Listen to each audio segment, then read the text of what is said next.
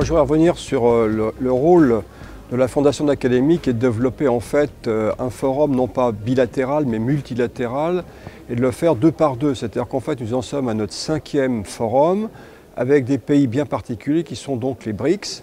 Les BRICS sont des pays qui sont donc déjà évolués mais qui vont encore augmenter et qui ont des problèmes de santé strictement identiques les uns aux autres.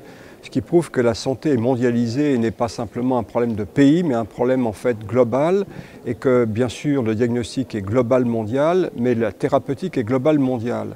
Et dans ce cadre-là, la médecine française a quelque chose à dire, puisque vous savez que c'est une médecine qui n'est pas commerciale, c'est une médecine qui est claude-bernardienne, c'est une médecine qui est basée sur le serment d'Hippocrate, et c'est une médecine qui est basée sur la compassion et l'empathie. Et de ce fait-là, nous avons un message qu'on peut donner aux pays de type BRICS, c'est-à-dire qu'en définitive, on s'adresse aux classes moyennes en plein développement et dans lequel la santé est une demande prioritaire. C'est-à-dire quand on a à manger, on a envie ensuite d'être bien portant. Et donc la santé est un problème dans ces pays, de toute façon évidente. Alors les partenariats entre la France et la Russie sont très anciens, puisqu'il y a 50 ans, le général de Gaulle a lancé ce type de partenariat. Il a existé aussi même dans le passé, puisque de nombreux Russes sont venus en France et devenir des chercheurs absolument remarquables. Le problème, c'est que la France et la Russie ont eu la même problématique, c'est-à-dire que la sélection des étudiants de l'élite se font sur les mathématiques, la physique.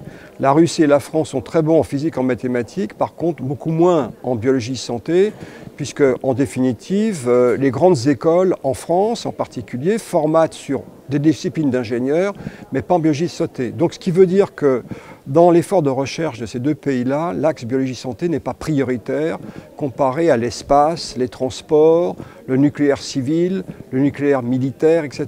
Donc en fait, c'est des problématiques communes et il faudrait arriver à convaincre nos dirigeants politiques de mettre au moins 3% du PIB en recherche, car si on ne le fait pas, la Chine, Taïwan, la Corée du Sud, Singapour domineront le monde et comme chacun sait, qui sait domine le monde, qui ne sait pas en devient l'esclave.